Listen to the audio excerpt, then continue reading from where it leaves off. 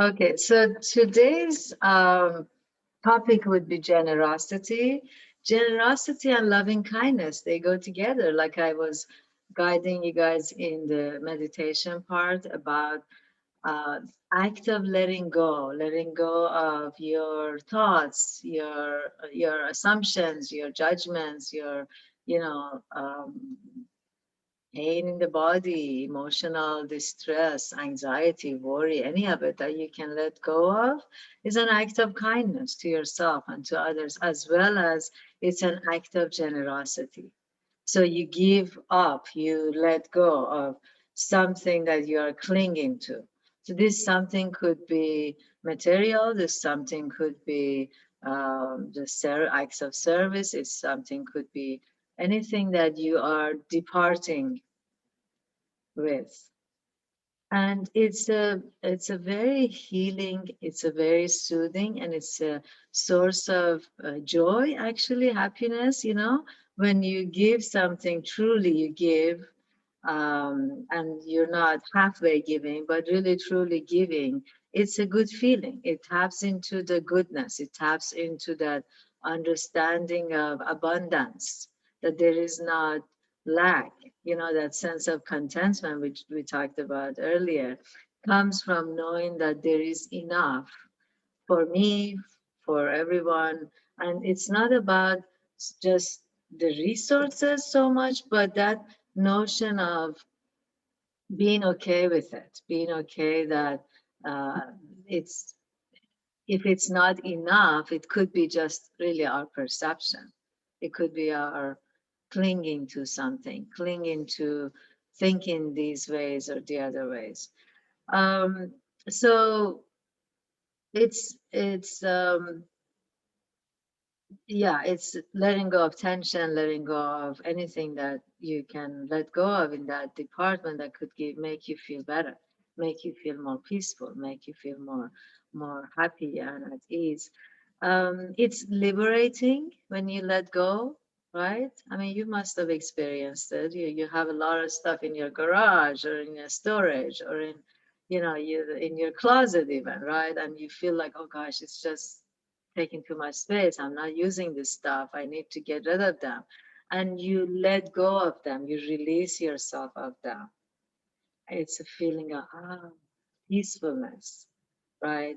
If it comes in that sense, and it's also like we have mirror neurons that whatever other people feel, you feel it too, or whatever you feel, other people feel it too. So sometimes when you are witnessing an act of giving, you just can't help but to smile, just to feel good about, oh, how nice, how lovely, how amazing. Um, so they say in Buddhism that if you knew about the benefits, the personal benefits of giving, generosity, letting go, and just generosity, you would never be able to share a meal without, I'm sorry, to enjoy a meal or to uh, have a meal without sharing it with someone. I mean, I remember from where I come from, acts of when you eat something actually in front of other people, it is so unheard of that you would not offer. Even if it's your own plate and you're just eating this thing and it's your plate and you've had your spoon in it and it's kind of like nobody really maybe wants it, but you just share. You would not ever drink a cup of water in front of somebody without offering to them. It was actually very strange for me when I came here and I witnessed like people eat fruit, they're opening an orange and they know the smell is coming into the, area, and they're not saying, they're not offering. It's a cultural thing, of course. So there is a very pleasant feeling associated with acts of giving, acts of sharing, acts of generosity. There is a beautiful story. They say that couple of monks, Buddhist monks or so, living in the mountains, secluded from everybody else. And one of these monks periodically comes down into the city to do something or get something or whatever. And then so he comes home and he tells his friend, he says, "Do you know that people in the city, they argue?"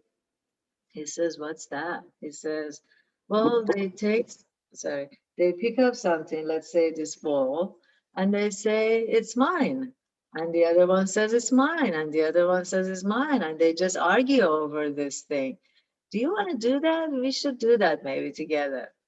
So says, okay, let's do it. So they pick up their ball, and the first one says, "It's mine." And the friend says, "No, it's mine." And the other one says, "No, it's mine." And find the other friend says, "Okay, so take it then. If it's yours, take it."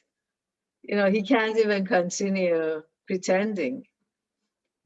So it and it just everything just falls apart. This whole argument, this whole conflict falls apart. Okay, if it's yours, take it. You know, how often have we found ourselves, in society? Maybe somebody took our parking spot. Oh my God! So, you know, like, did I own this parking spot? Somebody took it, and we become agitated.